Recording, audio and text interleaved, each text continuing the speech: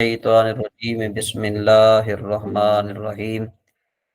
کل ہم نے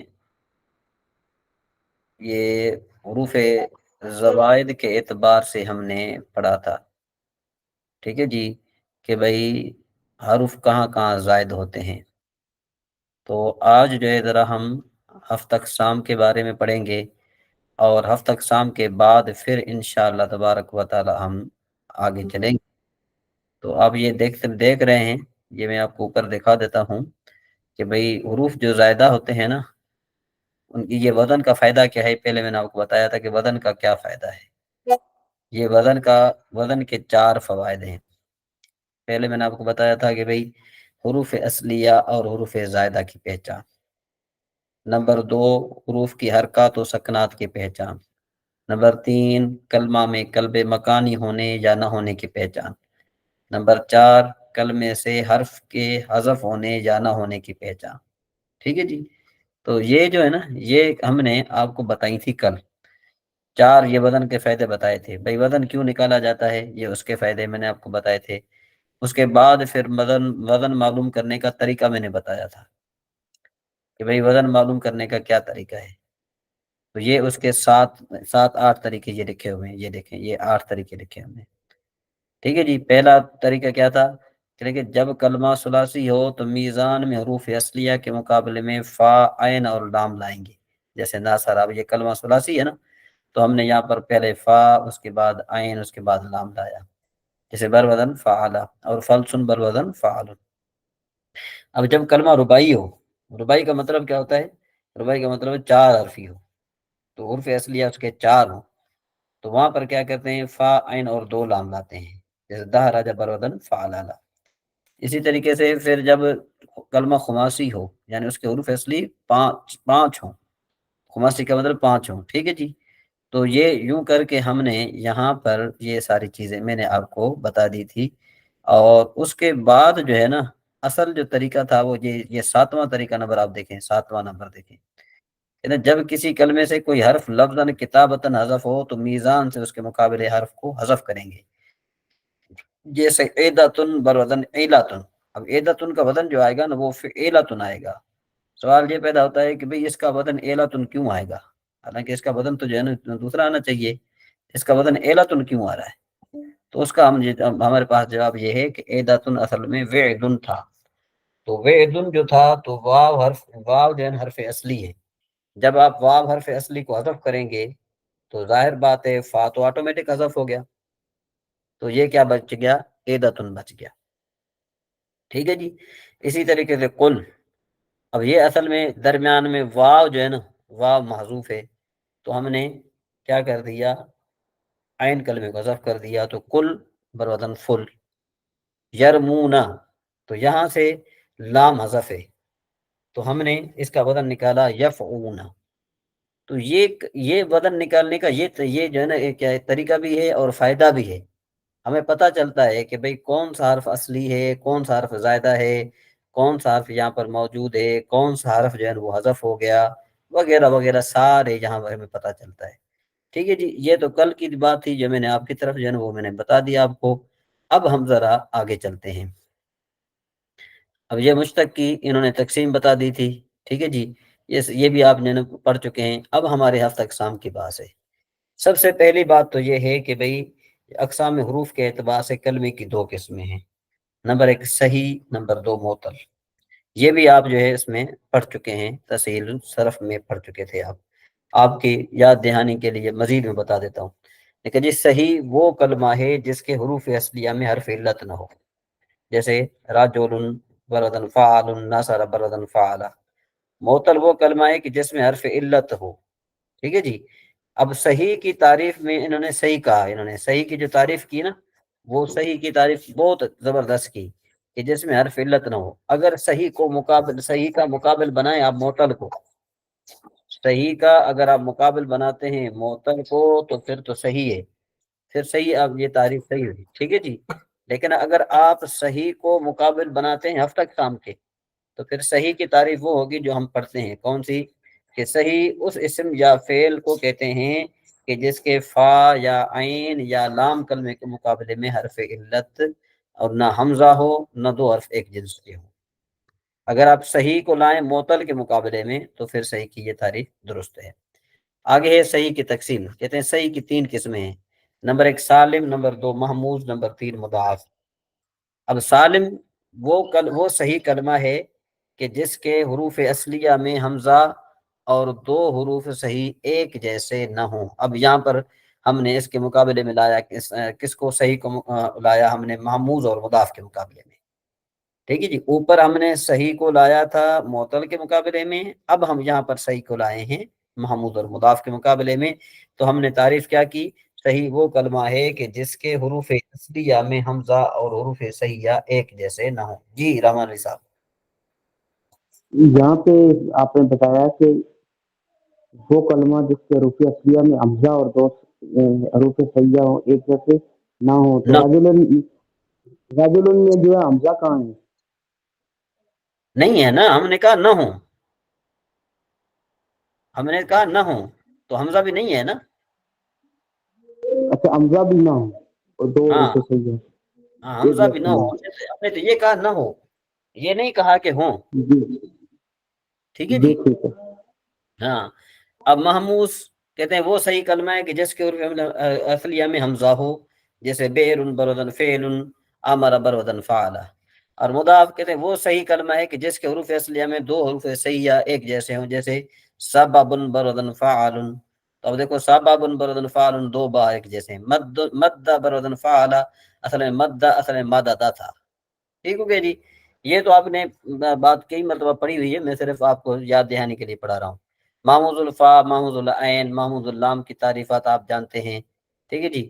آگے جو ہماری جو اکثر جو مین مقصد ہے جو میں لایا تھا، وہ لایا تھا ان کے قواعد، یہ حمزہ وصلی اور حمزہ قطعی۔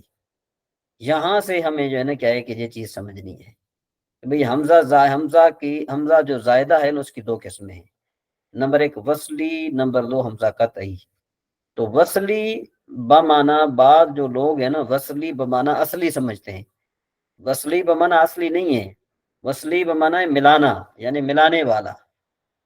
تو جو ایک کلمے کو دوسرے کلمے کے ساتھ ملائے اس کو ہم کیا کہتے ہیں؟ حمزہ وصلی کہتے ہیں۔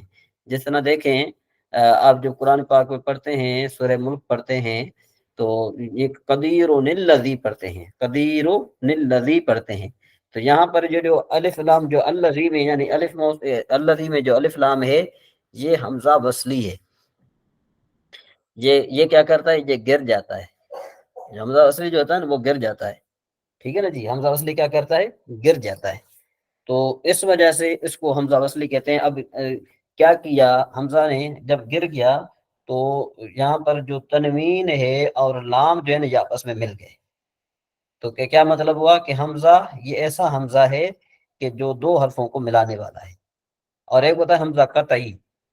قطعی کا مطلب کیا ہوتا ہے؟ قطعی کا مطلب یہ ہوتا ہے کہ جو ماقبل اور مابعد کو علیحدہ علیحدہ کر دے، جو ماقبل اور مابعد کو علیحدہ علیحدہ کر دے اس کو کہا جاتا ہے حمزہ قطعی کہا جاتا ہے، ٹھیک ہے جی۔ اب ذرا جی آپ صاحب۔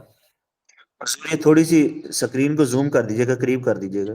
ہاں میں کرتا ہوں 1 منٹ ذرا میں اس کو کرتا ہوں آگے۔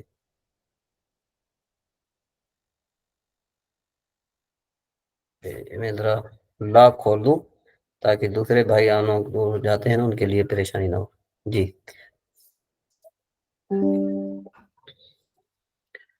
جب سمجھ اب صحیح ہے جی۔ حضور یہ تو مزید پیچھے چلی گئی ہے۔ اچھا پیچھے چلی گئی ہے، جی حضور۔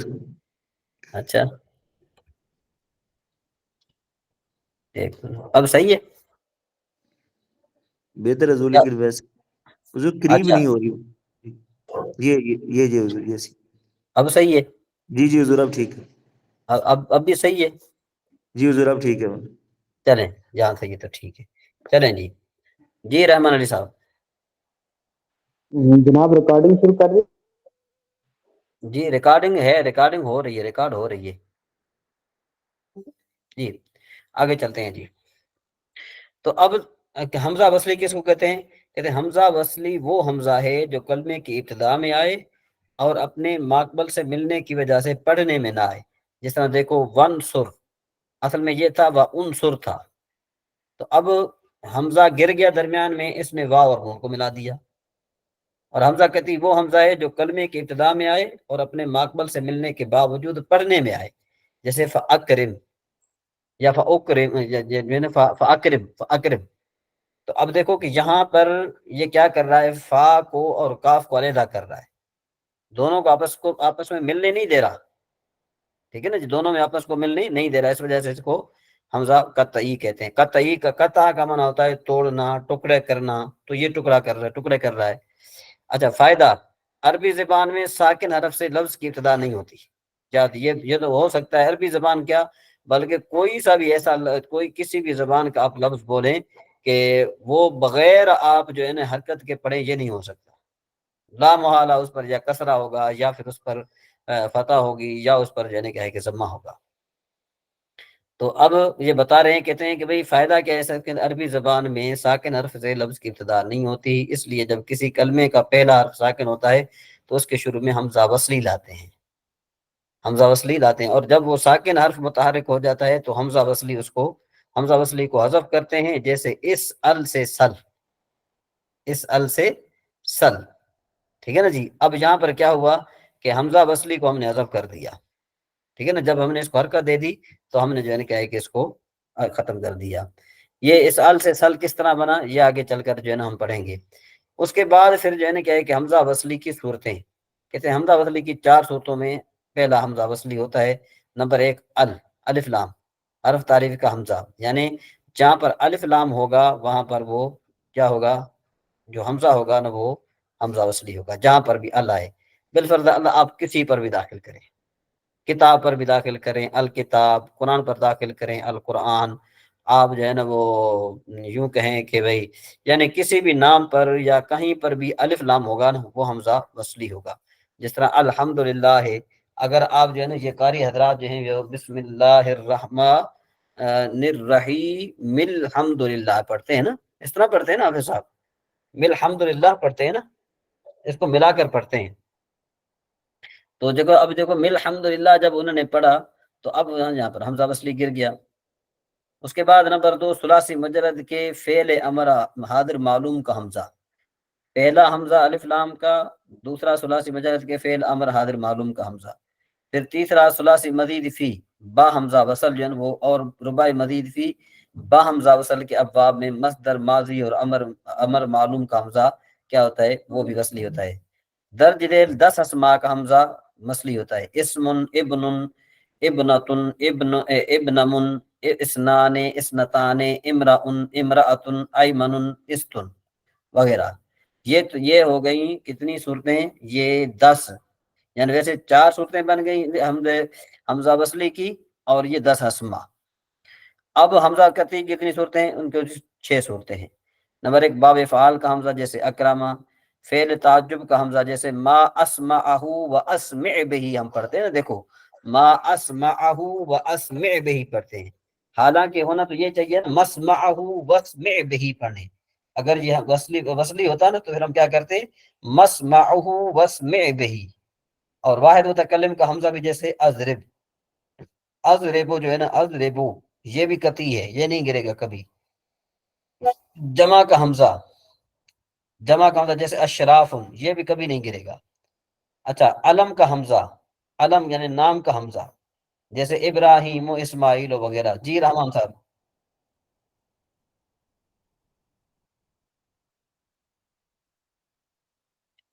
نمبر 6 افعل، اس میں تفضیل اور صفت مشبہ کا حمزہ۔ الحمد جی آپ کی آواز کٹ رہی ہے، آپ کے اس کا مسئلہ ہے، نیٹ کا مسئلہ ہے شاید۔ چلے حضور یہ پوچھنا چاہ رہے ہیں کہ الحمد کا جو حمزہ ہے وہ وصلی ہے، تو حضور یہ وصلی ہی ہوگا نا؟ ہاں وصلی ہے نا، میں نے آپ کو بتایا نا، جیسے بسم اللہ الرحمن الرحیم الحمد للہ رب العالمین۔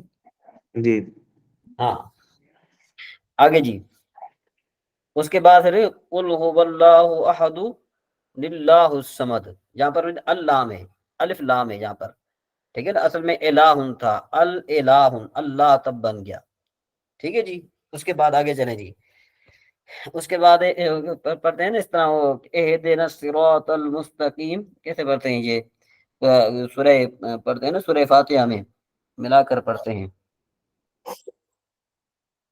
مالک یوم الدین ایاک نعبد و ایاک نستعین اہدنا الصراط المستقیم پڑھتے ہیں، اس طرح پڑھتے ہیں نا جی حافظ رضوان صاحب؟ پورا حضرات اس طرح پڑھتے ہیں؟ آگے چلے جی. جی حضور افعل کیا فرمایا حضور؟ سنا نہیں میں نے. مالک یوم الدین ایاک نعبد و ایاک نستعین نوح دین الصراط. نستعین نسرا پڑھتے ہیں. تو یہ جی حضور. عہد جو ہے نا یہ امر کا صیغہ ہے، اور امر کا جو صیغہ ہوتا ہے آپ کو پتا ہے کہ اس کا جو حمزہ ہوتا ہے وہ کیا ہوتا ہے؟ وہ وصلی ہوتا ہے. یہ لکھا نا ثلاثی مجرد کے امر حاضر معلوم کا حمزہ یہ وصلی ہوتا ہے، تو ظاہر بات ہے یہ ملایا جا سکتا ہے. اچھا جی، اس کے بعد آگے آ گیا جی چھٹا افعل. افعل یعنی اس میں تفضیل اور صفت مشبہ کا حمزہ، جیسے اضرب احمر وغیرہ. اب یہ ثلاثی مزید فی، رباعی مزید فی اور رباعی مزید فی میں رباعی مجرد اور رباعی مزید فی میں مصادر کے اوزان مخصوص ہیں، اس لیے انہیں مصدر کے وزن سے باب کا نام سمجھا جاتا ہے. جیسے دیکھو باب افعال، باب فعللا، باب تفعل. تو اب یہاں پر میں آپ کو ایک اور بات جن کی طرف اشارہ کرتا ہوں جس میں آپ کے لیے بہت زیادہ آسانی ہو جائے، تاکہ آپ کو جو ہے نا وہ پریشانی کا سامنا نہ کرنا پڑے. ٹھیک ہے نا جی؟ جو نئے دوست ہیں نا ان کے لیے تھوڑا مسئلہ بنے گا. اب یہ جو جہاں پر انہوں نے جو تفسیر لکھی ہے یہاں پر ان کے لیے بہت مسئلہ بنے گا، تو میں آپ کو ایک اور کتاب کی طرف لے جاتا ہوں، وہاں سے آپ کو آسانی محسوس ہوگی. ایک منٹ ذرا، یہ چیز ہے، یہ میزان الصرف ہے. ٹھیک ہے جی؟ تو یہاں پر یہ بتا رہے ہیں کہ یہ مترد ہے. یہ ثلاثی مجرد کے کتنے باب ہیں؟ 6 باب ہیں. یہ آپ پڑھ چکے ہیں. ٹھیک ہے جی؟ تو یہ آپ جب پڑھ چکے ہیں تو اس لیے جو ہے نا میں زیادہ اس پر جو ہے نا آپ کا ٹائم ضائع نہیں کروں گا، ہم آگے چلیں گے. ٹھیک ہے جی؟ تو سب سے پہلی بات ہے ہم ثلاثی مزید فی کے ابواب پر آتے ہیں. ثلاثی مزید فی کے جو ابواب ہیں ہم ان پر آتے ہیں. یہ یہاں پر کہتے ہیں ثلاثی مزید فی کی 2 قسمیں ہیں. یہاں پر جو ہے نا یہ آپ کا آج کا سبق ہے کہ ثلاثی مزید فی کی جو ہے نا 2 قسمیں ہیں. نمبر 1 ملحق بربائی، دوسرا غیر ملحق بربائی. اب ملحق بربائی وہ ثلاثی مزید ہے جو حرف کی زیادتی کی وجہ سے ربائی کے وزن پر آ گیا ہو. جو حرف کی زیادتی کی وجہ سے کس پر آ گیا ہو؟ ربائی کے وزن پر آ گیا ہو. ٹھیک ہے نا جی؟ جو حرف کی زیادتی کی وجہ سے ربائی کے وزن پر آ گیا ہو اس کو ہم کیا کہیں گے؟ اس کو ہم کہیں گے ملحق بربائی. اور ملحق پہ یہ باب کے معنی کے علاوہ خاصیت کے قبیل سے کوئی دوسرے معنی اس میں نہیں پائے جاتے. جیسے دیکھو جل بابا، اب یہ جل بابا جو ہے نا اس کا معنی چادر اڑائی، تو اب یہ تھا پہلے تھا جالابا، اب دوسرا حرف ملایا تو یہ 4 حرف بن گیا. تو اب دیکھو گے اس میں بھی 4 حرف ہیں، جو رباعی مجرد ہے اس میں بھی 4 حرف ہیں. تو یہ صرف اس کے ساتھ جو ہے نا اس کے ہم شکل ہو گیا. اور ثلاثی مزید فی غیر ملحق بربائی کہتے ہیں وہ ثلاثی مزید فی ہے جو حرف کی زیادتی کی وجہ سے یا تو ربائی کے وزن پر نہ ہو، اور اگر ربائی کے وزن پر ہو جائے تو اس کے باب میں دوسرے معنی بھی پائے جاتے ہوں، جیسے اجتنابا اکراما. تو اب دیکھو یہ 4 حرف 5 حرف ہیں، تو اس کے علاوہ جو ہے نا کہ اور بھی پائے جا رہے ہیں. تو اب ثلاثی مزید فی غیر ملحق بربائی کی 2 قسمیں ہیں. نمبر 1 ثلاثی مزید فی غیر ملحق بربائی با حمزہ، اور جی حضور جی اس میں رضوان یہ صاحب. جو ثلاثی مزید فی ملحق بار بائی ہے حضور اس کا ذرا دوبارہ سمجھا دیجیے گا. یہ جو الفاظ بیچ میں انہوں نے لکھے ہوئے ہیں کہ خاصیت کے قبیل سے کوئی دوسرے معنی اس میں نہ پائے جائیں، جیسے ہاں جل بابا. یہ خاصیت ابواب ہے. خاصیت ابواب وہ علیحدہ موضوع ہے. جی حضور. ہاں وہ علیحدہ موضوع ہے، یعنی اس حوالے سے اس میں معنی نہ پائے گئے ہوں. ٹھیک ہے جی؟ جی رحمان علی صاحب.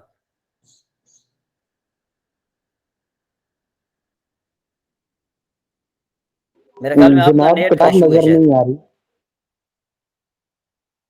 ٹھیک ہے نا جی؟ آپ کے یہاں تھوڑا نیٹ کا ایشو ہے. تو اب ثلاثی مزید فی کے 2 قسمیں ہیں.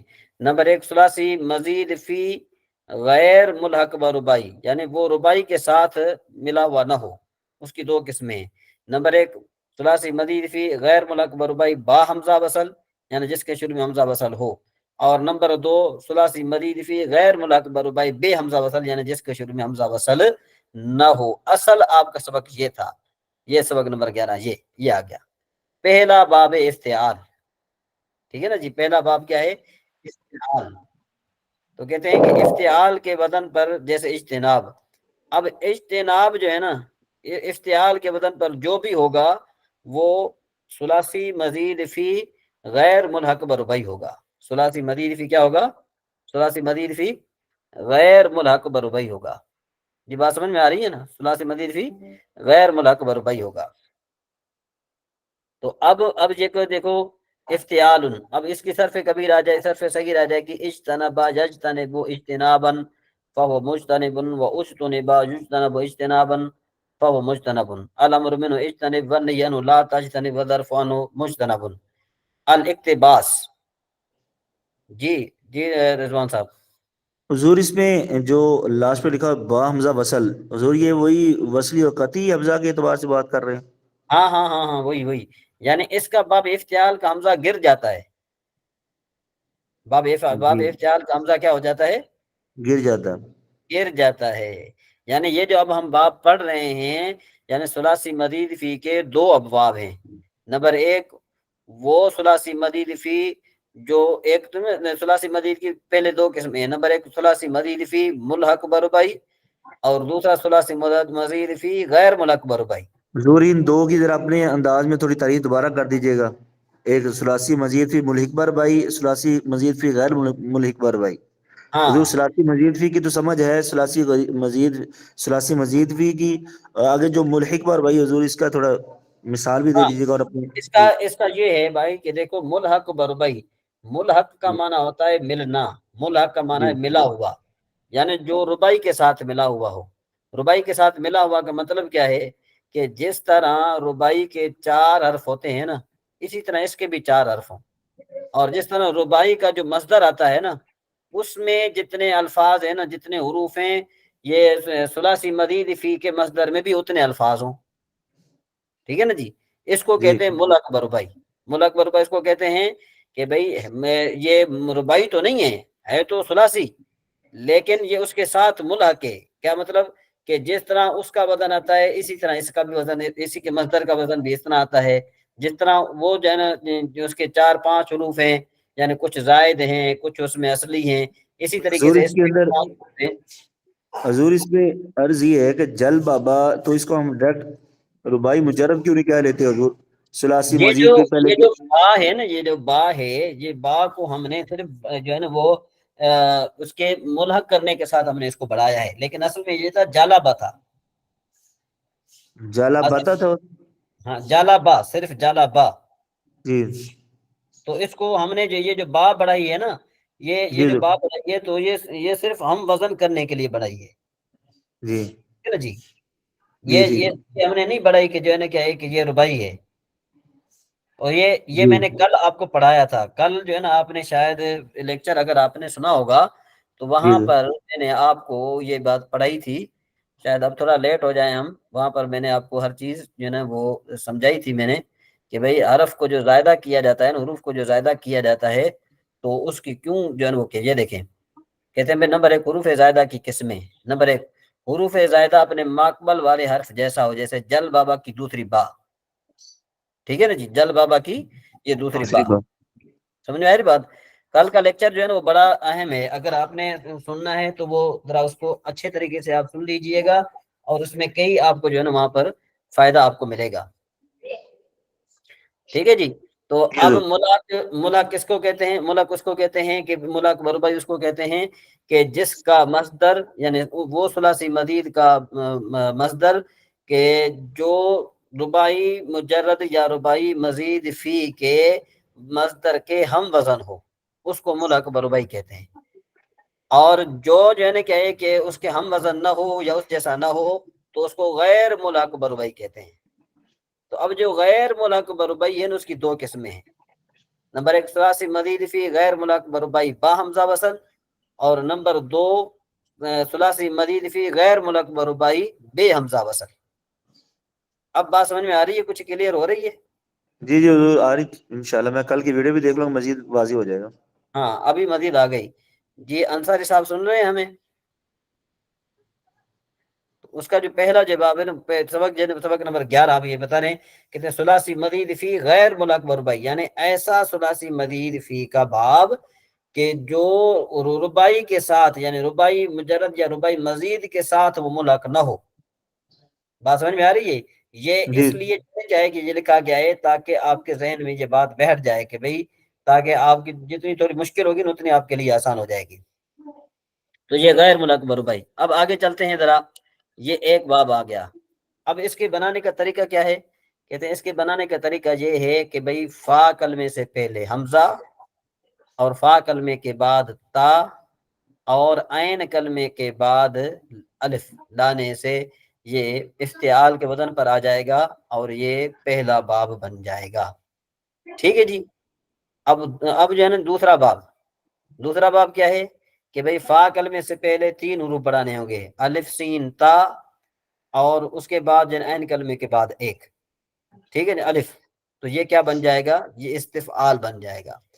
یعنی یوں آپ بھی کہہ سکتے ہیں کہ ثلاثی مزید فی کے جو ہے نا تقریباً 4 ابواب ہیں، بلکہ 4 قسمیں۔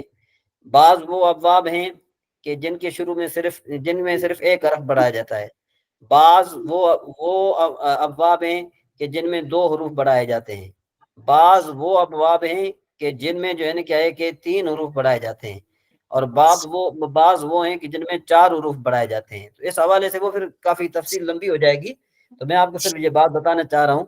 آپ نے مائک میوٹ کر دیں رضوان صاحب۔ دوسرا باب ہے اس کا استفعال، ٹھیک ہے نا، جیسے استنصار۔ اور اس کے بعد اب یہ آگے تمرین ہے، ظاہر بات ہے تمرین اگر جو ہے نا ہمارے پاس ٹائم نہیں ہے، اگر ٹائم ہوتا تو پھر ہم اس پر تھوڑا ذرا بات کرتے۔ تیسرا باب انفعال ہے۔ انفعال میں کیا ہے کہ بھئی فا کلمے سے پہلے الف نون، اور عین اور لام کلمے کی درمیان الف۔ اور چوتھا باب افعلال، یعنی لام کلمے کے بعد الف اور فا کلمے سے پہلے حمزہ۔ تو یہ اس کے بعد یہ تمرین میں پانچواں باب افعلال، ٹھیک ہے جی۔ تو یوں جو ہے نا یہ چھٹا باب افعال آ گیا، اور 7واں باب افعال آ گیا، اور 8واں باب افعول آ گیا، 9واں باب افعول آ گیا، جیسے اتہر۔ یہ 9 باب آ گئے۔ اب ثلاثی مزید فی غیر ملک بربائی بے حمزہ وصل کے، یعنی جو حمزہ وصل نہیں ہے بلکہ ان کے اگر یا تو حمزہ ہے تو وہ حمزہ قطعی ہے، یا تو حمزہ ہے ہی نہیں، ٹھیک ہے جی۔ تو پہلا باب افعال ہے، اس میں جو حمزہ ہے یہ بے حمزہ وصلی نہیں ہے، حمزہ قطعی ہے۔ اس کے صرف تغیر آئے گی اکرم یکرم اکراما فهو مکرم۔ اور اسی طریقے سے جو ہے نا دوسرا باب تفعیل، جیسے التصریف یعنی گھمانا، یہاں پر حمزہ نہیں ہے۔ تیسرا باب کیا بن گیا؟ چوتھا باب بن گیا جی، یہ تیسرا باب بن گیا تفاعل، چوتھا باب بن گیا مفاعلہ، اور 5واں باب جو ہے نا ہمارا بنا تفاعل۔ اب ربائی کی بھی 2 قسمیں، ربائی مجرد، ربائی مزید فی، یہ بھی آپ جانتے ہیں۔ تو خلاصہ کلام کا یہ نکلا کہ بھئی جو کیا کہتے ہیں اس کو، جو صرف ہے، صرف میں جو ہے نا کل 22 ابواب ہیں، 22 میں سے 6 ثلاثی مجرد کے ہیں، اور جو ہے نا 12 جو ہے نا وہ ثلاثی مزید فی کے ہیں، اور جو ہے 1 ربائی مجرد کا، اور 1 جو ہے وہ اس کا 3 جو ہے نا ربائی مزید فی کی ہیں، ٹھیک ہے جی۔ تو یہاں تک یہ آپ کا صرف کا سبق آج جو ہے نا یہ مکمل ہوا۔ یہ آپ نے صرف یہ نام یاد رکھنے ہیں، اور اس کے بعد پھر ہم انشاءاللہ آگے پھر کل اور سبق پڑھیں گے۔ جی رحمان صاحب۔ جناب یہ صرف صغیر اور صرف کبیر سے کیا مراد ہے؟ صرف صغیر اور صرف کبیر جو ہے نا یہ ایک جو ہے نا گردان بنتی ہے۔ گردان جس طرح دیکھو کہ ایک ہوتی ہے صرف کبیر، یعنی اس سے ہر مصدر سے 12 چیزیں بنتی ہیں۔ نمبر 1 ماضی، نمبر 2 مضارع، نمبر 3 جو ہے اس میں فاعل، اس میں مفعول، فعل جہد، فعل منفی مستقبل معلوم مؤکد بلند ناصبہ، امر حاضر، امر غائب وغیرہ، یہ سارے 12 اشیاء سے بنتی ہیں۔ تو ہر گردان سے پہلا ایک لفظ لیا جاتا ہے۔ جس طرح دیکھو کہ ماضی کی گردان آتی ہے ضربا، تو ہم پہلا اس کا لے لیں۔ پھر جو ہے مضارع معلوم کا آتا ہے یضربو، تو پہلا ہم نے یہاں پر لفظ لے لیا ضربا یضربو، پھر ہم نے مصدر ملا دیا، پھر اس کے بعد پھر ہم نے اسم فاعل کا صیغہ ملا دیا، پھر اسم مفعول کا، پھر جہد کا، یوں جو ہے نا ملاتے جائیں گے، یعنی ہر ایک میں سے ایک ایک جو ہے وہ لیں گے صیغہ، تو وہ بن جائے گا صرف صغیر۔ اور اگر جو ہے نا ہر ایک فعل کی علیحدہ علیحدہ گردان کریں گے اس کو کہیں گے صرف کبیر. جی بات سمجھ میں آ گئی؟ جی جی رحمان جی صاحب. تو وہ گردانے جی چونکہ استاد جو جی ہے نا، آئی. وہ جو گردانے جو ہے نا وہ ہمارے پاس اتنا ٹائم نہیں ہے کہ ہم گردانے یاد کریں، ہمیں صرف جو ہے نا قوانین وغیرہ جو پڑھنے ہیں. چلے جی اب ذرا ہم آتے ہیں کس پر مستثنا پر آتے ہیں. تو سب سے پہلے آپ جو ہے نا مستثنا کی بات شروع کرنے سے پہلے آپ مستثنا کی تعریف سمجھیں گے. ٹھیک ہے جی. مستثنا کی جب آپ تعریف سمجھیں گے نا تو اس کے بعد آپ کو ہر چیز آسانی کے ساتھ سمجھ میں آ جائے گی. تو کہتے ہیں مستثنا وہ لفظ ہے جو الا یا اس جیسے دوسرے کلمات کے بعد اس لیے ذکر کیا جائے تاکہ یہ ظاہر ہو جائے کہ وہ حکم اس کی طرف منسوب نہیں ہے کہ جو اس سے پہلے والے لفظ کے لیے منسوب ہے. اس کی مثال آپ کو میں دیتا ہوں. جیسے دیکھو کہ بھئی جاء القوم الا زید، میں نے کہا بھئی قوم آئی مگر زید، قوم آئی مگر زید. تو اب جو اللہ ہے، اللہ سے پہلے قوم کا لفظ آیا ہے. ٹھیک ہے جی. اللہ سے پہلے کس کا لفظ آیا ہے؟ قوم کا لفظ آیا ہے. اور اللہ کے بعد کس کا لفظ آیا ہے؟ زید کا. جی بات سمجھ میں آ رہی ہے نا؟ اللہ سے پہلے قوم کا لفظ آیا ہے، اللہ کے بعد کس کا لفظ آیا ہے؟ زید کا. تو اب آپ ان کو اپنے ذہن میں رکھیے اور یہ جو تعریف ہے اس کو بھی ذہن میں رکھیے. کہتے ہیں کہ مستثنا وہ لفظ ہے جو اللہ یا اس جیسے دوسرے کلمات کے بعد اس لیے ذکر کیا جائے تاکہ یہ ظاہر ہو جائے کہ وہ حکم اس کی طرف منسوب نہیں ہے. یعنی اللہ کے بعد آنے والے اسم کی طرف وہ حکم منسوب نہیں ہے. جس طرح دیکھو جاء القوم الا زید، اس کا معنی یہ بن گا کہ بھائی آئی قوم مگر زید. اس کا کیا مطلب ہوا کہ زید نہیں آیا. تو اب مجیت یعنی آنے کا جو حکم ہے وہ قوم کی طرف تو منسوب ہے، لیکن اللہ کے بعد جو اسم آیا ہے اس کی طرف منسوب نہیں ہے. دوبارہ ذرا سنو، یہ جو نا تھوڑے الفاظ کا گھماؤ پھراؤ ہے. دوبارہ سنو کہ مستثنا وہ لفظ ہے کہ جو اللہ یا اس جیسے دوسرے کلمات کے بعد اس لیے ذکر کیا جاتا ہے تاکہ یہ ظاہر ہو جائے کہ جو حکم اس کی طرف منسوب نہیں ہے وہ حکم اس کی طرف منسوب نہیں ہے کہ جو اس سے پہلے والے لفظ کے لیے منسوب ہے. ٹھیک ہے جی. اب یہ کل کتنے ہیں؟ 11 ہیں. نمبر 1 اللہ، نمبر 2 غیر، نمبر 3 سوا، نمبر 4 سوا، نمبر 5 حاشا، نمبر 6 خلا، نمبر 7 غدا، نمبر 8 ما خلا، اور نمبر 9 ما عدا. ٹھیک ہے جی. نمبر 10 لیسا، اور نمبر 11 لا یکون. اب اس کا فائدہ کیا ہے؟ کہتے ہیں جو لفظ اللہ یا دوسرے کلمات استثناء کے بعد واقع ہوتے ہیں وہ مستثنیٰ کہلاتے ہیں. جو لفظ اللہ یا دوسرے کلمات استثناء کے بعد جو واقع ہوتے ہیں وہ مستثنیٰ کہلاتا ہے، جبکہ جو الفاظ ان کلمات سے پہلے واقع ہوتے ہیں وہ مستثنیٰ منہ کہلاتے ہیں. مستثنیٰ کا مطلب ہوتا ہے کہ اس سے لیا گیا، مستثنیٰ منہ اس سے استثناء کیا گیا. جو مستثنیٰ اس کو کہتے ہیں جس کو استثناء کیا جائے. جب جیسے دیکھو جان القوم الا زیدن، میرے پاس قوم آئی سوائے زید کے. اس کا کیا مطلب ہوا کہ آنے کا جو حکم ہے وہ زید کی طرف، وہ قوم کی طرف منسوب ہے لیکن زید کی طرف منسوب نہیں ہے. اس مثال میں جو قوم ہے یہ مستثنیٰ منہ ہے، جبکہ جو زید ہے وہ مستثنیٰ ہے اور الا حرف استثناء ہے. اب فائدہ کہتے ہیں کہ بھئی حرف استثناء آ کر یہ بتاتے ہیں کہ جو اس کا ماقبل کلام ہے نا، اگر اس میں نفی ہے تو ما بعد میں نفی نہیں ہوگی. اگر جیسے دیکھو ما جاء، کہتے ہیں ما کان محمد، وما ارسلناک، اور ہم نے نہیں بھیجا آپ کو. سمجھ آئی بات؟ ہم نے آپ کو نہیں بھیجا. حالانکہ کیا اللہ تبارک و تعالیٰ نے حضور نبی کریم صلی اللہ تعالیٰ علیہ وسلم کو نہیں بھیجا ہے نا. آگے اللہ نے آ کر اس نفی کو ختم کر دیا. سمجھے بات؟ حرف استثناء آ کر یہ بتاتے ہیں کہ جو اس کا ماقبل کلام ہے اگر اس میں نفی ہے تو ما بعد میں نفی نہیں ہوگی، یعنی اللہ کے بعد جو آنے والے ہوں گے اس میں نفی نہیں ہوگی. اور اس کے جو ہے نا کیا ہے کہ ماقبل کلام میں نفی نہیں ہے تو ما بعد کلام میں نفی ضرور ہو جائے گی. اس کی مثال دیتے ہیں جیسے جان القوم الا زیدن.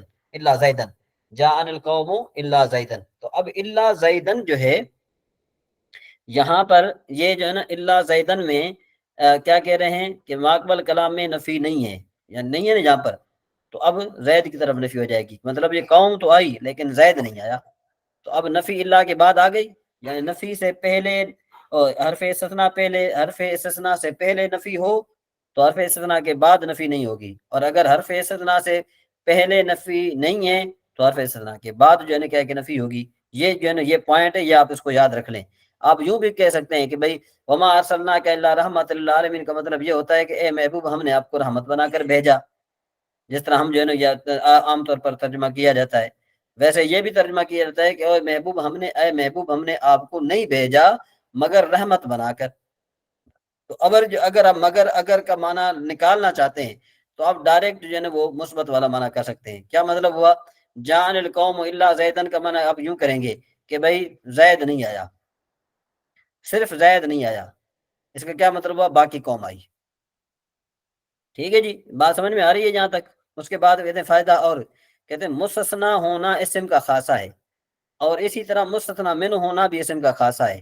فعل اور حرف نہ ہی مستثنا ہو سکتے ہیں اور نہ ہی مستثنا من ہو سکتے ہیں۔ اس کے بعد اب یہاں پر مستثنا کی بات چلتی ہے کہ مستثنا کی دو اقسام ہیں، نمبر ایک مستثنا متصل، نمبر دو مستثنا منقطع، یعنی منفصل۔ منقطع کا دوسرا نام منفصل بھی ہے۔ اچھا، مستثنا متصل وہ مستثنا کہ جس کو الا اور اس جیسے کلمات کے ذریعے متعدد افراد کے حکم سے خارج کیا گیا ہو، وہ مستثنا متصل کہلاتا ہے۔ جیسے دیکھو جاء القوم الا زیدن، میرے پاس آئی قوم سوائے زید کے، اس مثال میں جو زید ہے وہ مستثنا متصل ہے، کیونکہ متعدد افراد میں سے زید بھی ایک فرد تھا، اور متعدد افراد قوم پر جو آنے کا حکم ہے اس میں سے زید کو خارج کر دیا گیا کہ آنے کے حکم میں زید شامل نہیں ہے، اس لیے زید مستثنا متصل کہلائے گا۔ ٹھیک ہے جی۔ اب مستثنا منقطع، کہتے ہیں مستثنا منقطع وہ مستثنا کہ جس کو الا یا اس جیسے کلمات کے ذریعے متعدد افراد کے حکم سے خارج نہ کیا گیا ہو۔ کیوں بھائی خارج کیا گیا؟ اس لیے کہ بھائی وہ تو متعدد میں داخل ہی نہیں ہے۔ مستثنا منقطع اس کو کہتے ہیں کہ جس کو الا یا اس جیسے کلمات کے ذریعے متعدد افراد کے حکم سے خارج نہ کیا گیا ہو۔ بھائی خارج نہ کیا گیا ہو، اس کا کیا مطلب ہے؟ اس کا مطلب یہ ہے کہ وہ بھائی مستثنا منہ میں داخل ہی نہیں ہے۔ جس طرح دیکھو جاء القوم الا حمار، کہ بھائی نہیں ہے میرے پاس قوم آئی مگر گدھا نہیں آیا، تو کیا مطلب ہوا؟ اب گدھا جو یہ قوم میں داخل ہے؟ نہیں ہے داخل، اس وجہ سے اس کو مستثنا منقطع بھی کہتے ہیں اور مستثنا متصل بھی کہتے ہیں۔ اب اس مثال میں جو حمار گدھا ہے وہ مستثنا منقطع ہے، کیونکہ گدھا متعدد افراد میں سے نہیں نکالا گیا، کیوں کہ وہ ان متعدد افراد میں شامل ہی نہیں تھا، اس لیے گدھا اس مثال ہے مستثنا منقطع کہلائے گا۔ اب خلاصہ بتا رہے ہیں کہ خلاصہ کا کلام کا یہ نکلا کہ وہ مستثنا کہ جو ماقبل کلام کی جنس میں سے ہو وہ کیا بنے گا؟ مستثنا، اور مستثنا متصل ہے، جبکہ جو مستثنا ماقبل کلام کی جنس سے نہ ہو وہ مستثنا منقطع کہلائے گا۔ یہاں تک تھی یہ مستثنا کی بات۔ اب ہم ذرا اس کا اعراب پڑھتے ہیں۔ اب کہتے ہیں مستثنا پر 4 قسم کا اعراب پڑھا جاتا ہے، نمبر 1 جن کی تفصیل درج ذیل ہے۔ نمبر 1 درج ذیل 4 صورتوں میں مستثنا منصوب ہوگا۔ پہلی صورت ہے نمبر 1 جب مستثنا کلام موجب میں ہو۔ اب کلام موجب کی تعریف کیا کی؟ کہتے ہیں وہ کلام کہ جس میں نفی استفہام اور نہیں نہ ہو، جس میں نفی استفہام اور نہیں نہ ہو وہ کلام موجب ہوتا ہے۔ یعنی نہ ہو کلام موجب میں الا کے بعد واقع ہو، جب مستثنا کلام موجب میں درمیان میں آپ وہ جو جملہ معترضہ ہے اس کو آپ نکال دیں۔ کلام موجب کی تعریف ہو گئی کہ جب مستثنا کلام موجب میں الا کے بعد واقع ہو، جیسے جاء القوم الا زیدن۔ اچھا، ایک صورت اس میں یہاں پر یہ منصوب ہوگا۔ نمبر 2 جب مستثنا کو مستثنا منہ پر مقدم کیا جائے، اگرچہ وہ کلام غیر موجب میں کیوں نہ ہو۔ پہلے ہم نے کہا تھا کلام موجب میں ہو، ٹھیک ہے نا جی، کلام موجب میں ہو، کلام غیر موجب میں نہ ہو۔ یعنی جب ہم نے کہا کلام موجب میں ہو تو اس کا مطلب ہے کلام غیر موجب میں نہ ہو۔ تو کلام غیر موجب کس کو کہتے ہیں؟ جس میں نفی نہیں استفہام ہو۔ تو کہتے ہیں کہ اگر مستثنا منہ سے پہلے آ جائے تو اس کو ہم کہیں، اس کو ہم کیا پڑھیں گے؟ منصوب پڑھیں گے۔ ٹھیک ہے جی، اس کی مثال دیتے ہیں، جیسے دیکھو ما جاءنی الا زیدن احد، ما جاءنی الا زیدن احد، تو یہاں پر الا زیدن جو ہے یہ مستثنا ہے، اور احد سے جو ہے نا وہ کیا ہے؟ یہ پہلے واقع ہوا ہے احد، مستثنا ہے منہ۔ کہ جب مستثنا منقطع ہو، خواہ کلام موجب ہو یا غیر موجب میں، جیسے دیکھو جاء القوم الا حمارا، اب یہ مستثنا منقطع ہے، اب مستثنا منقطع چاہے جہاں پر بھی ہو، سمجھ آئی بات، اس کو ہمیشہ منصوب پڑھا جائے گا، جیسے ما جاء القوم الا حمارا۔ اور نمبر چوتھی صورت کہ جب مستثنا ما خلا، ما ادا، لیس یا لا یکونوں کے بعد واقع ہو، تب بھی جو ہے نا کیا ہے کہ اس کو منصوب پڑھا جائے گا، جیسے جاء القوم ما خلا زیدن وما ادا زیدن۔ جہاں تک آپ کو یہ بات پتہ چل گئی کہ بھئی مستثنا پر 4 قسم کا اعراب پڑھا جاتا ہے، پہلی صورت یہ کہ اس کو منصوب پڑھا جائے گا، اس صورت کی 4 صورتیں ہیں۔ جب مستثنا کو منصوب پڑھا جائے گا اس صورت کی کتنی صورتیں ہیں؟ 4۔ جی کس کو سمجھ میں آیا؟ ذرا سمجھ میں آیا ذرا وہ ہینڈ ریز کرے ذرا۔ جی عبداللطیف صاحب، جی جی بنت ارشد، جی رضوان صاحب، آپ سن رہے ہیں؟ جی حضور تیری خاص توجہ نہیں، قرآن پاک میں پڑھ رہا ہوں حضور۔ اچھا جی ٹھیک ہے۔ جی سید طاہر صاحب، اچھا جی آگے چلتے ہیں۔ جی ام عبد الرحمان صاحب، آپ کو سمجھ میں آئی بات؟ جی سر سن رہی ہوں، سمجھ آ رہی ہے؟ سمجھ آ رہی ہے کہ یا تھوڑی بہت فرق ہے ابھی؟ نہیں سر، ویسے بھی ڈیٹیل سے پڑھی ہوئی ہے یہ، الحمدللہ سمجھ آ رہی ہے۔ تو اب تو مطلب یہ کہ مزید پختہ ہو رہا ہوگا نا؟ جی وہ بلکہ میں سوچ رہی تھی زیادہ اچھا ہو رہا ہے کہ وہ یاد ہو جائے گی دوبارہ سے، اچھا چلیں جی، کیونکہ یہ بار بار بھول بھی جاتا ہے اتنا، وہ ہاں سارے لیسن ہی اس طرح کے ہوتے ہیں۔ جی چلیں آگے جی۔ نمبر 2، درج ذیل صورت میں مستثنا کو منصوب پڑھنا اور ماقبل سے بدل بنانا دونوں جائز ہے۔ یعنی اب دوسری صورت میں یہ بتا رہے ہیں کہ مستثنا پر 2 قسم کا اعراب پڑھا جاتا ہے۔ پہلے تو بات تھی کہ مستثنا کو منصوب پڑھا جا رہا ہے، اس کی 4 صورتیں تھی۔ اب دوسرے قسم کا دوسرا جو اس کی صورت یہ ہے، دوسرا اعراب یہ ہے کہ اس پر جو ہے نا منصوب بھی پڑھنا اور ماقبل کلام سے بدل بنانا بھی جائز ہے۔ بھئی یہ کب ہے، اس کی کیا کنڈیشنز ہیں؟ کہتے ہیں جب مستثنا کلام غیر موجب میں الا کے بعد آئے اور مستثنا منہ بھی مذکور ہو، جیسے ما جاءنی احد الا زیدن یا الا زیدن، دونوں طرح آپ پڑھ سکتے ہیں۔ جب مستثنا کلام غیر موجب میں الا کے بعد آئے اور مستثنا منہ بھی مذکور ہو، جیسے ما جاءنی احد الا زیدن یا الا زیدن۔ اب اس مثال میں زید کو مستثنا کی بنا پر منصوب بھی پڑھ سکتے ہیں اور بدل ہونے کی وجہ سے اس کو ماقبل کلام کے مطابق مرفوع بھی پڑھ سکتے ہیں۔ سمجھ میں آ گئی بات جی؟ اب یہ دوسرا اعراب آ گیا۔ پہلا اعراب کیا تھا کہ مستثنا کو منصوب کر سکتے ہیں، دوسرا اعراب یہ تھا کہ مستثنا پر 2 قسم کا اعراب پڑھا جا سکتا ہے۔ تیسری صورت کیا ہے کہ بھئی مستثنا کا اعراب عامل کے مطابق ہوگا۔ کس طرح کہ مستثنا اس کی کیا کنڈیشن ہے؟ اس کی کنڈیشن سے یہ ہے کہ مستثنا کلام غیر موجب میں واقع ہو اور مستثنا منہ کلام مذکور نہ ہو۔ ایسے مستثنا کو مستثنا مفرغ کہتے ہیں، یعنی جس میں مستثنا منہ کا ذکر نہ ہو اس کو مستثنا مفرغ کہتے ہیں۔ ٹھیک ہے نا جی؟ یعنی یہ مستثنا منہ سے فارغ ہے۔ جیسے دیکھو ما جاءنی الا زیدن، اب اس کا معنی کیا ہے کہ بھئی یہ اصل میں عبارت یوں تھی ما جاءنی الا زید احد الا زیدن، کہ بس میرے پاس تو صرف زید آیا، کوئی بھی نہیں آیا صرف سوائے زید کے۔ اب اس میں احدن کو حذف کر دیا گیا ہے، اور جاء جو احدن میں عامل تھا نا، اب وہ زید میں عامل بن گیا، اس وجہ سے اس کو مرفوع پڑھ رہے ہیں، اور زید فاعل ہے اور فاعل ہونے کی بنا پر مرفوع ہے۔ اگر عامل نصب کا تقاضا کرے تو مستثنا منہ منصوب پڑھا جائے گا، جیسے ما رأیت الا زیدن، تو یہ بھی اسی طرح ہوگا ما رأیت احدا الا زیدن۔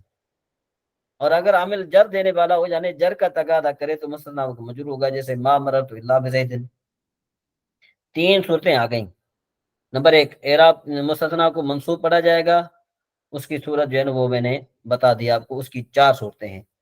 نمبر 2 مستثنا پر 2 قسم کا اعراب پڑھا جائے گا۔ نمبر 1 کہ جو ہے نا کیا ہے کہ مستثنا ہونے کی وجہ سے منصوب، نمبر 2 بدل ہونے کی وجہ سے ماقبل کے مطابق اعراب پڑھا جائے گا، نمبر 3 عامل کے مطابق اس پر اعراب پڑھا جائے گا۔ اب نمبر 4 ہے، نمبر 4 یہ ہے کہ مستثنا کو جو ہے نا ہمیشہ مجرور پڑھا جائے گا۔ کیا پڑھا جائے گا؟ مجرور پڑھا جائے گا۔ نمبر 1 جب مستثنا لفظ غیر سوا کے بعد واقع ہو، جیسے جاء القوم غیر زیدن و سوا زیدن و سوا زیدن، یہاں پر کیوں یہ پڑھا جاتا ہے؟ کہتے ہیں اس لیے پڑھایا جاتا ہے کہ کیونکہ یہ اس کا مضاف الیہ بنتا ہے۔ اب دو لفظ ہیں، ایک حاشا، اس میں حاشا اور خلا، اب اس میں جو ہے نا کیا ہے کہ ان کا اختلاف رہتا ہے صرفیوں کا، ٹھیک ہے جی، اس میں صرفیوں کا کیا رہتا ہے؟ اختلاف رہتا ہے۔ اکثر نحویوں کے نزدیک جب مستثنی لفظ حاشا کے بعد واقع ہو، جیسے ضرب القوم حاشا زیدن، تو اب یہ اس وجہ سے جو ہے نا کیا ہے کہ اس کو ہم مضاف الیہ پڑھ رہے ہیں، اور جو ہے نا کیا ہے کہ بعض جو ہے نا صرفی اس کو نحوی اس کو پڑھتے ہیں زیدن پڑھتے ہیں، کیونکہ حاشا کو وہ فعل مانتے ہیں۔ اب یہاں پر یہ ایک اور بات بتا رہے ہیں، کہتے ہیں کہ بھئی خیال رہے کہ لفظ غیر کا اعراب اس مستثنی کے اعراب کی طرح ہوتا ہے جو اللہ کے بعد واقع ہوتا ہے۔ جیسے دیکھو، جاء القوم غیر زید وغیر حمار، ما جاء القوم غیر زید القوم، اور اس میں ما جاءنی احد غیر زید، اس کے بعد پھر کیا ہے؟ ما جاءنی غیر زید، ما رأیت غیر زید، ما رأیت غیر زید، یہاں پر غیر انہوں نے لکھا ہے، یہ غلط لکھا ہے، ما مررت بغیر زید۔ نیز کہتے ہیں معلوم ہونا چاہیے کہ لفظ غیر صفت کے لیے وضع کیا گیا ہے، لیکن بعض اوقات استثناء کے لیے بھی آتا ہے، جیسا کہ لفظ الا استثناء کے لیے وضع کیا گیا نا، لیکن بعض اوقات صفت میں بھی استعمال ہوتا ہے، جیسا کہ ارشاد باری تعالیٰ ہے لو کان فیہما آلہۃ الا اللہ، لو کان فیہما آلہۃ الا اللہ لفسدتا، کہ اگر زمین اور آسمان میں اللہ اور الہ ہوتا سوائے اللہ کے، سوائے اللہ کے کوئی اور معبود ہوتا سوائے اللہ کے۔ اب دیکھو کہ جہاں پر الہ کا غیر والا معنی کر رہے ہیں، یعنی غیر اللہ کا ہوتا، اسی طرح لا الہ الا اللہ میں جو اللہ ہے یہ کس کے معنی میں استعمال ہوا ہے؟ غیر کے معنی میں استعمال ہوا ہے۔ تو اب خلاصہ کیا نکلا؟ خلاصہ یہ نکلا کہ بھئی مستثنی پر آنے والے مستثنی پر 4 قسم کا اعراب آتا ہے۔ کوئی اپنے لفظوں میں بیان کر پائے گا یہ؟ جی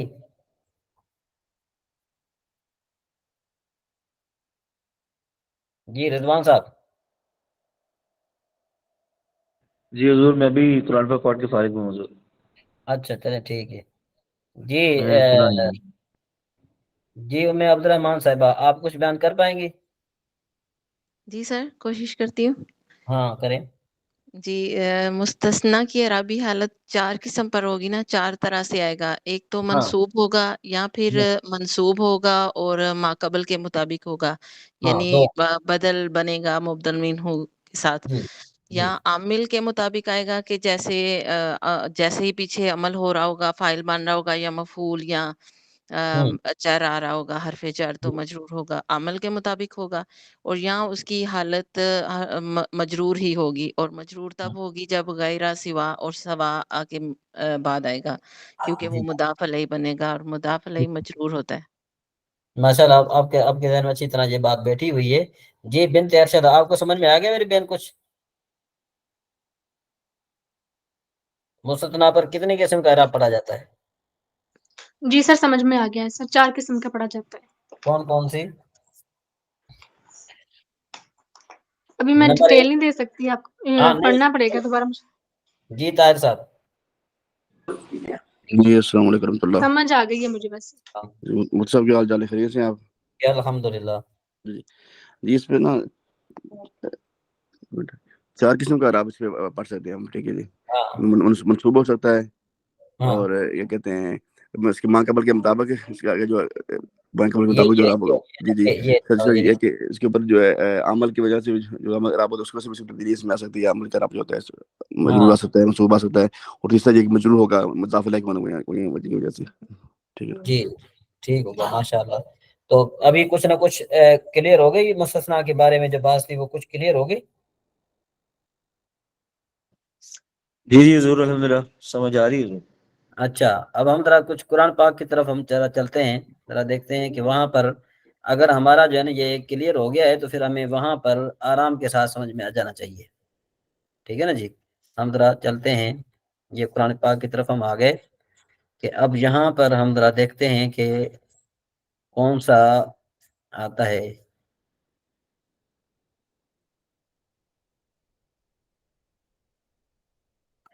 اچھا جی، وما ارسلناک الا رحمۃ للعالمین، چلو کون بتائے گا یہ کون سی مستثنی ہے؟ یہ اس میں جو ہے نا کون سا اعراب پڑھا جا رہا ہے؟ اس کو منصوب تو پڑھا جا رہا ہے، اس کی کون سی صورت ہے؟ کوئی بتائے گا؟ جی جس کو آ جائے وہ ہاتھ اوپر کرے۔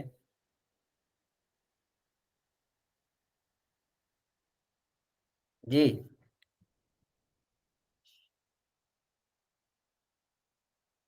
جی طاہر صاحب،